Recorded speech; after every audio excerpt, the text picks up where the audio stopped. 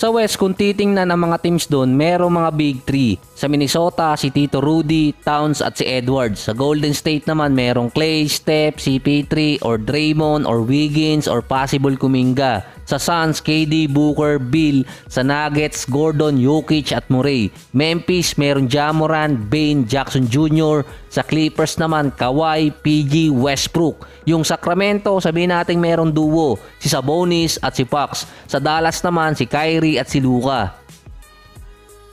Sa Lakers naman, ang trio nila si LeBron, AD at Austin Reeves. Yun ang binibuild ng media imbes na si D'Angelo Russell, kahit yung coach nila at yung management. Sa preseason, ang leading scorer ng Lakers si Austin Reeves. Meron siyang 17 points, 2 rebounds at 2 assists per game na may kasamang 1 steal, 68% sa field at 62% sa 3-point area. Sa total din ni Austin Reeves na 125 games sa dalawang season, may career average siyang 10 points, 3 rebounds, 2 assists per game. Sa 125 games na yon, 82 games silang nagkasama sa loob ng court ni LeBron. May average siya dong almost 9 points, 3 rebounds, 2 assists, 50% sa field at 37% sa 3-point area. Ito yung mga kasama ni Austin Reeves si LeBron sa court.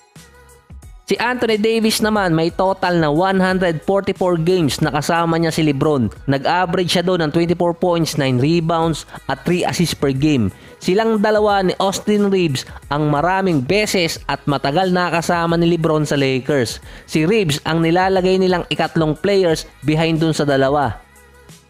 Sa Lakers din, sa buong lineup nila, base naman sa stats last season, si Austin Reeves ang second player behind Anthony Davis na nakalaro na more than 25 minutes per game, ang may pinakamataas na field goal percentage na nasa 53% at 63% siya kapag nasa 2-point area. Almost 40% din sa 3-point area si Austin Reeves.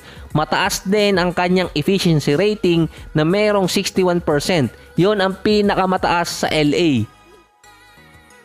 Mas better defender din siya kumpara kay D'Angelo Russell. Sa second part pa ng season sa Lakers, after ngang matrade ni Westbrook, si Austin Reeves pa noon ang nag-average ng 16 points, 57% sa field at 45% sa 3-point area. So ganong kataas ang efficiency rating ni Austin Reeves noong nakaraang season.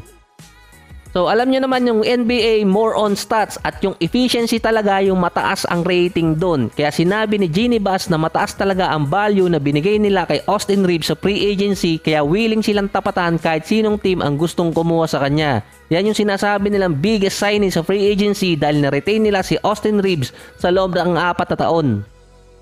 So kakailanganin kasi ng Lakers talaga yung efficiency rating ni Austin Reeves dahil nga kailangan nila ng player na merong mataas ang rating sa field at sa 3-point area. Si LeBron din papasok na ng kanyang 21 season na siya lang ata yung player na maglalaro ng ganong kahaba na halos nasa prime pa rin.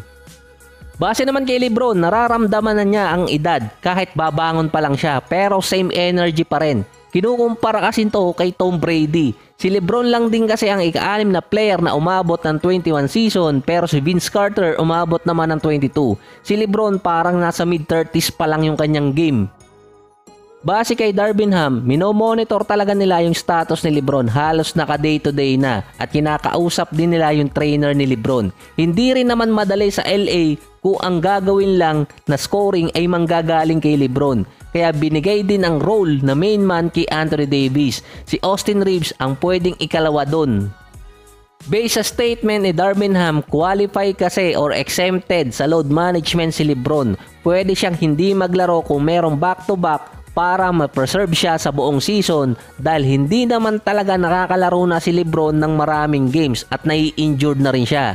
Kahit umiscore pa siya ng mataas, yung availability pa rin ang kailangan sa Lakers para sa mga winnable games. Si Anthony Davis ang best defensive player ng Lakers at si Austin Reeves naman so far ang best efficiency player nila. Ang mostly kasing makakatapat talaga ng Lakers ay yung mga offensive team sa West. Kita nyo naman yung game nila versus Phoenix Suns. Naghalimaw din doon si Anthony Davis sa defense sa first quarter pa lang or first half. Pero tinalo pa nga rin sila ng Phoenix Suns.